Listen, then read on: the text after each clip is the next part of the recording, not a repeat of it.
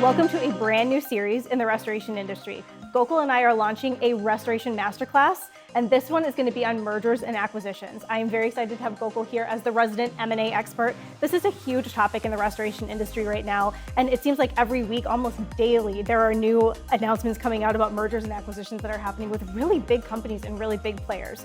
So over the coming weeks and months, Gokul and I are going to be releasing a number of conversations on everything that has to do with M&A. Any questions that you might have if you are approached to sell your company, if you're thinking about selling your company, just really everything you're going to need to know. So stay tuned for a lot of episodes to come. All right, welcome back to another episode of the Restoration Masterclass series on M&A. Today, we are going to start talking about the 6 drivers to increase the value of your business. And we're actually going to break this up into a couple episodes because this is a really, really important topic. So Gokul, let's outline the first 3 or maybe all 6, and then the first 3 we're going to talk about of these drivers. Yeah, sure. So let me tell you, first of all, how we came up with this, right? So at our firm, we've done about 370 plus transactions. And what we did was we went back and started analyzing them. And the ones that got a lot of interest from buyers and got multiple offers, all had certain things in common. And they had these 6 value drivers. And let's talk about the first 3, right? Financials. Okay, this is what buyers are going to look for. So you got to have great financials. Okay, if you got to explain your financials to somebody, then you're probably not where you want to be. Okay, so you got to have true cash, true accrual. You got to be following all of the accounting principles, et cetera. Most buyers are going to want about 5 years of financial data. You can get away with 3, but most of them are going to want 5. Okay, the second one is growth potential. Like we said, when we talked about the different stages of growth, okay, your business is worth more to a buyer if it's growing. Sure. Okay, or even if it's stable, it's okay. Okay, but not when it's declining. When it's declining, it becomes an unsellable business. Okay, so growth. And how do you grow and how do you articulate that growth? And how do you communicate that to a buyer, right?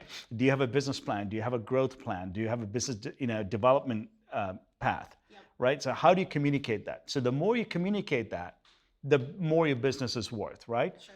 Then let's talk about this one that a lot of people are not talking about, which is called quality of earnings.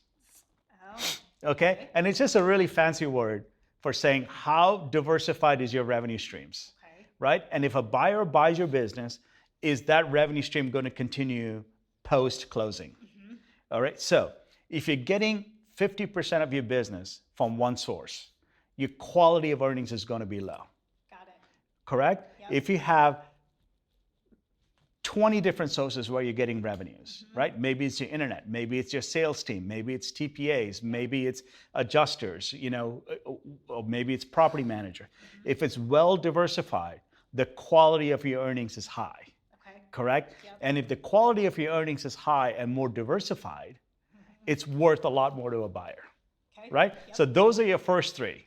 Okay. So I want to go back to the first part about the financials a little bit, because I know you and you're passionate about numbers and money and stuff. And we've talked about accounting and restoration before. And are restorers good with accounting? Are most of their accountants, do they have good numbers and financials to provide? Are there some areas that you see that could improve that would help people going to sell? Yeah. So I'm a firm believer in staying within your lane and staying in your circle of competence. Sure. Correct? Yes. So it's really good to have somebody that knows accounting.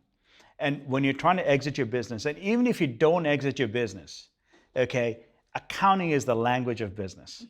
And if you don't get that right, you don't understand the business at all. So it's highly critical, even if you have no intentions of exiting your business, okay, you got to get the accounting right. Because when you're looking at that data, it's got to be valid, and it's got to be true, and it's got to mean something to you. Okay. Correct? Yes. So I always recommend getting help to do it. All right, so the next 3 drivers are to come. Thank you, Gokul, for that. Stay tuned. Absolutely.